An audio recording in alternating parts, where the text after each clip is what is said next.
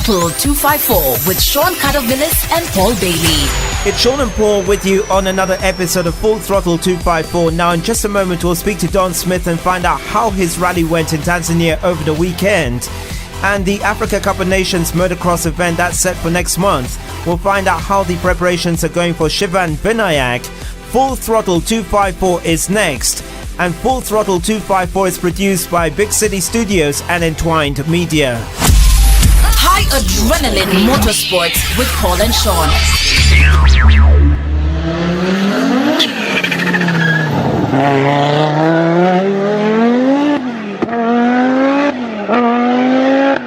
It's Sean and Paul with you on another episode of Full Throttle 254. Now, Paul, we had another rally in the Africa Rally Championship. It was in Tanzania this past weekend. Yeah, we just had the Tanzanian leg of the ARC, and it was a really challenging event with all the Tanzanians there. We had our local representative, Don Smith, going there to compete for Kenya.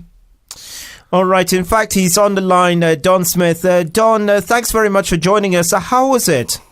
It was a really hard rally. It was a well-organized rally. The routes were fantastic, but 26 started and only 11 finished, and that tells you how hard it was. We struggled in that, and 10 minutes into the second section, our rear subframe collapsed, right? And that's basically what holds all the rear suspension on and the diff on. We literally limped to get in to service. We got it welded, but the weld kept on breaking, so we struggled for the whole rally. But we finished. We still finished ninth, so we still got maximum points for the ARC. Yeah, it's a really good result. And we hear your competitor actually helped you out with the welding gear, I hear. Munna Singh was fantastic. What Munna Singh basically did, he lent us all his kit, he lent us his guys, just to make sure that we got round. You couldn't ask for a better competitor than Munna Singh and his son. They'd broken the car in the first section, towards the end of the first section, that he had a puncher, and then decided to drive on the puncher. Unfortunately, the rim split on him. It took off his caliper, broke his steering rack, so he was out at that particular time. So we thought we had an easy rally. But, 10 minutes after seeing him, our car fell apart as well. Very difficult time. Have you ever had a problem like this on the vehicle before? I've never had a subframe collapse before. And it's as if just the crack, hadn't seen the crack, and the crack just developed very quickly, most probably because there was a lot of jumps in there. So we were jumping quite a lot, and I think the crack just all of a sudden just burst right the way through. So the whole crossmember split in half. So literally the wheels were not being held on at all. Incredible stuff. Don, a lot said about a timing system. Was the timing system in force for this rally? Yeah, the timing system was there. The laser system was there, worked. No one had any complaints about the timing. So that's another country I've seen this laser system in, and another country where there's been no problems. And it makes you wonder about the politics here, huh? Well, yeah, I don't understand why we can't have it. As I say, I'd offered to sponsor it. I know Liquid Telecom have offered to sponsor it. So I don't understand why people don't want it. It's a very simple system, and it works, yeah? Yeah, we really can't understand, because when you look at the debates that goes on, it's just incredible what people's perception of that timing system in, how much we have to spend on it, how much Liquid Telecom are going to do it. So we want to really get around the table meeting with everyone to find out really what the truth is and what the stories are.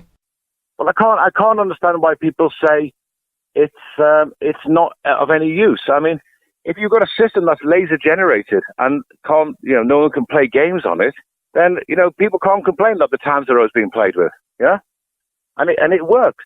There's some talk about if a car's in the dust, will the laser be broken with the car coming from behind in the dust? The dust won't break the laser. It has to be a hard metal object that goes through. So as you go through, dust or not, the beam is broken. It's interesting. I mean, I've now done 5 countries, and I've seen it operation in 5 countries, and I've not heard one complaint about timing, not one. And we've now got a system where we can monitor our times as we go through via the GPS, and their times are exactly tying into our times.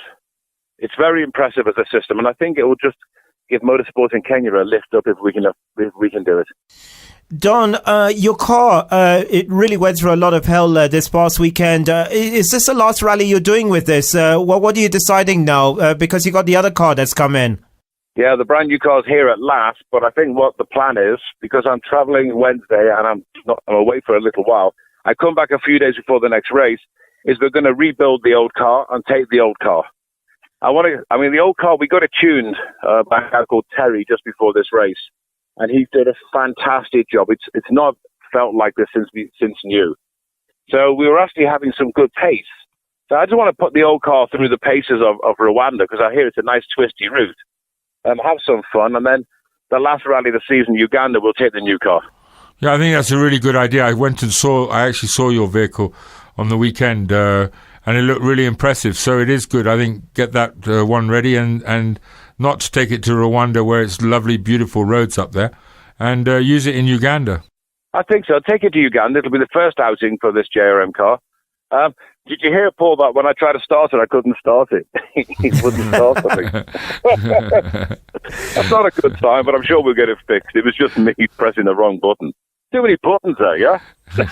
It looked very impressive inside. I was really amazed. It smelled really nice and looked fantastic.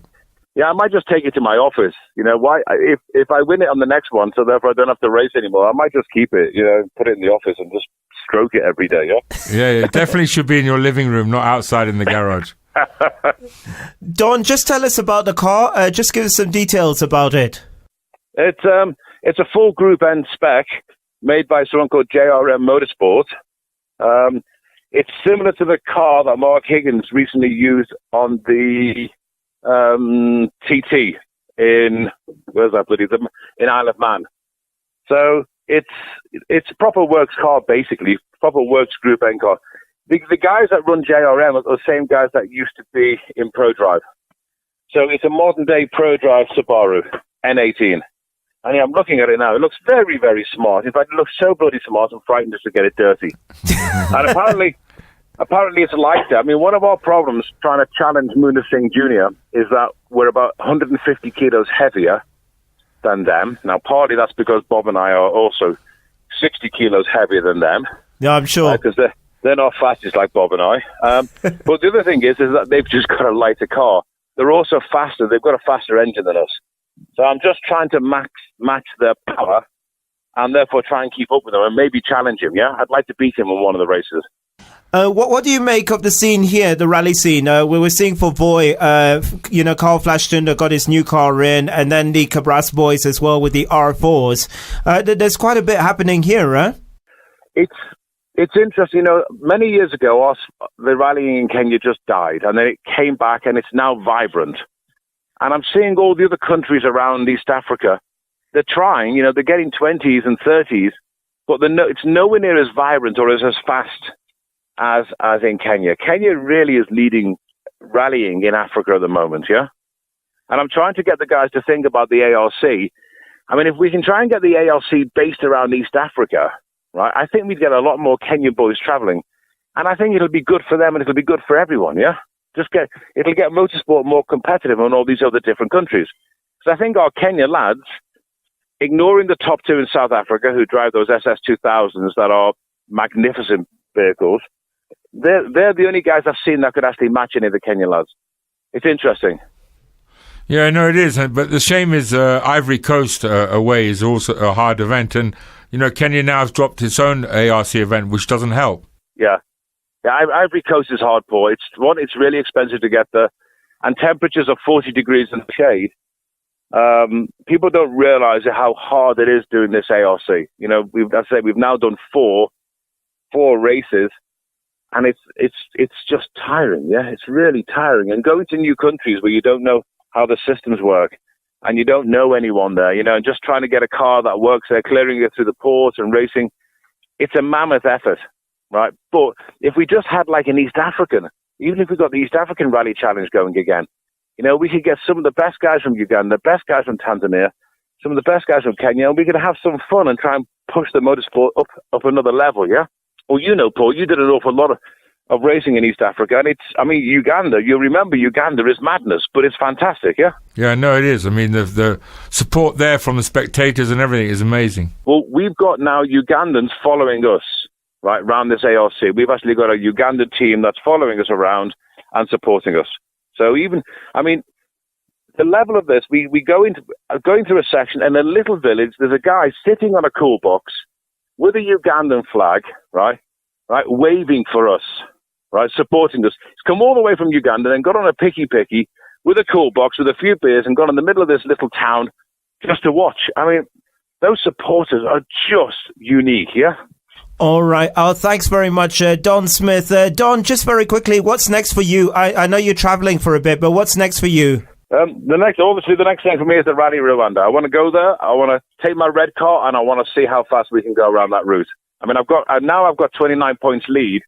I can take a little bit of a risk and send it and see what we get and see if we can get some good results. Rather than worrying about points all the time, I can actually see if we can get some fastest times. And I think this car's been tuned that we can have a go at that.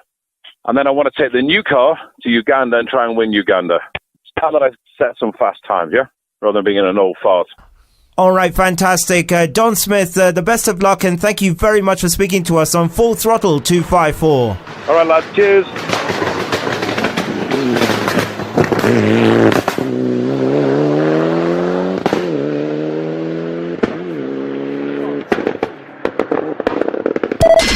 Check this out. The best of local motorsports with Sean and Paul.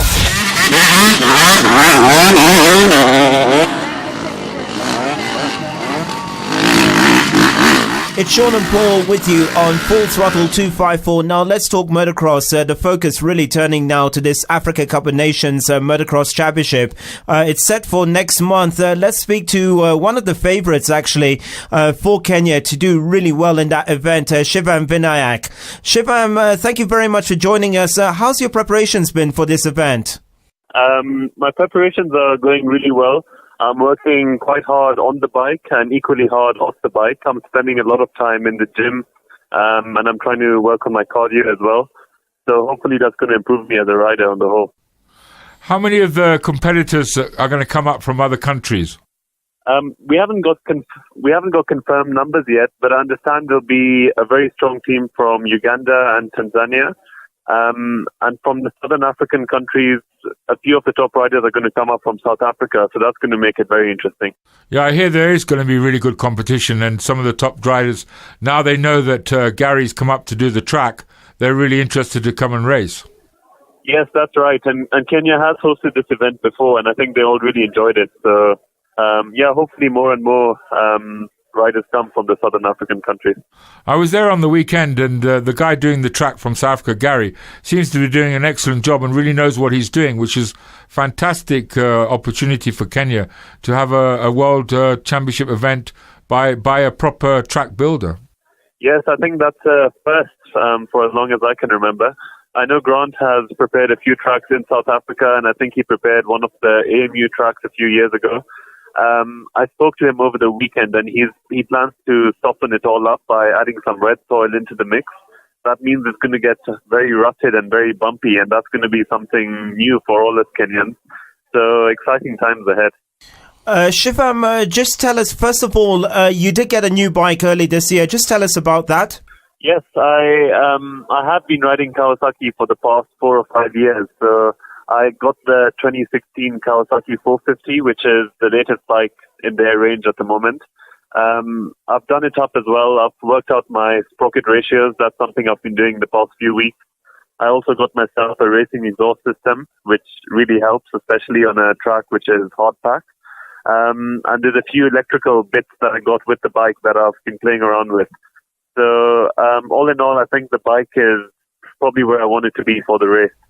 And the top guys coming from South, what will they be on? What bikes? Will they be using a 450 as well? Yes, in the MX1 category, the 450 4-stroke is the bike of choice. You do get a few riders who are going to be on the 250 as well, but I believe the top riders will be on the 450s. In South Africa, many of them prefer the Japanese bikes, so expect to see a few more Kawasaki's, some Hondas and some Yamahas as well. Just tell us about what you would know about the competition from South Africa. I haven't really heard exactly who's coming down, but from what Grant says, there's a lot of interest and a lot of the top riders are talking about it.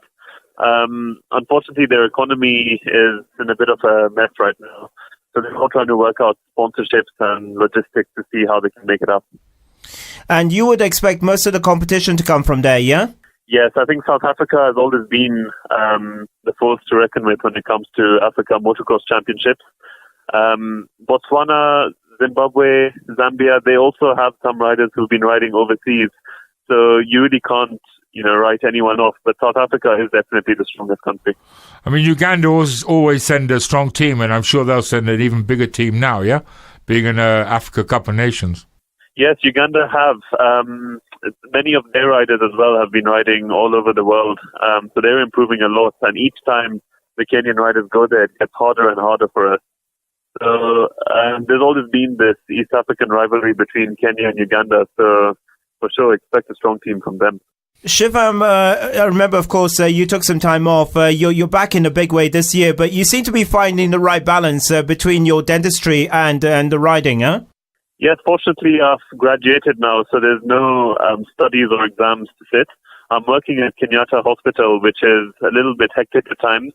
But when it comes to the weekends, I can focus entirely on motocross, and in the evenings as well, I can, hit the gym and work on my fitness. That's something I couldn't do the past few years.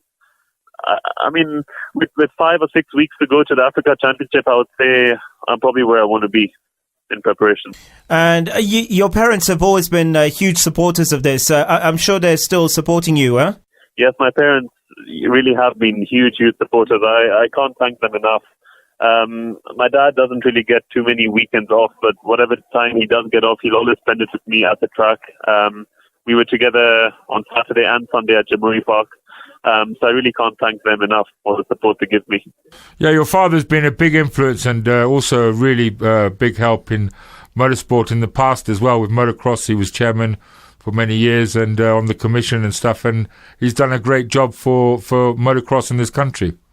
Yeah, thank you very much, Paul. I think he was involved in one of the AMUs in 2007, if I'm not mistaken, which was quite a success, and hopefully based on that success, we get plenty more riders coming up to Kenya. With Gary working on the track, I know Paul has been to the track as well. Can you tell us what sort of differences are there with the track now that he's involved compared to before?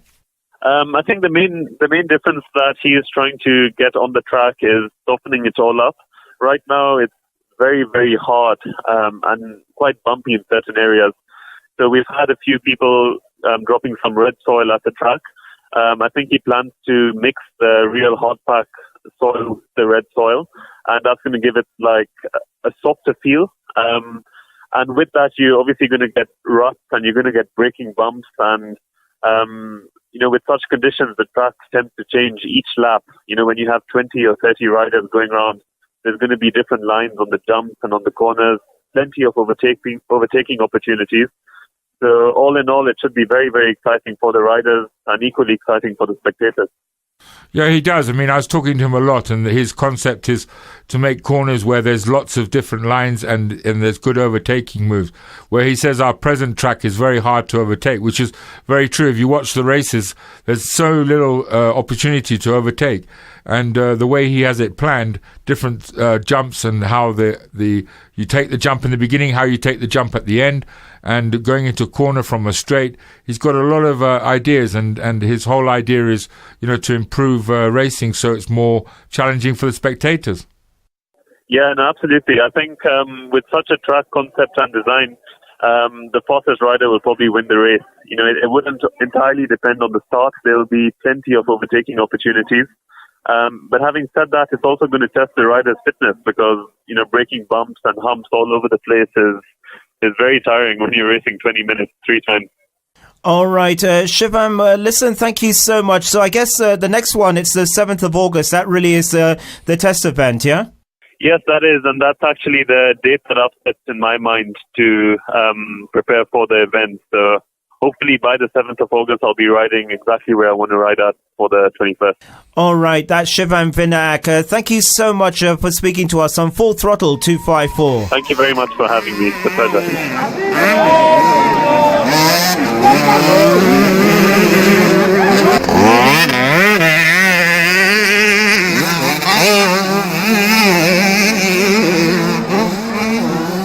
2 wheels and 4 wheels. We are all here on Full Throttle 254. All right, our thanks once again to Don Smith and Shivam Vinayak. I'm Sean. I'm Paul. And Full Throttle 254 is produced by Big City Studios and Entwined Media. Full Throttle 254.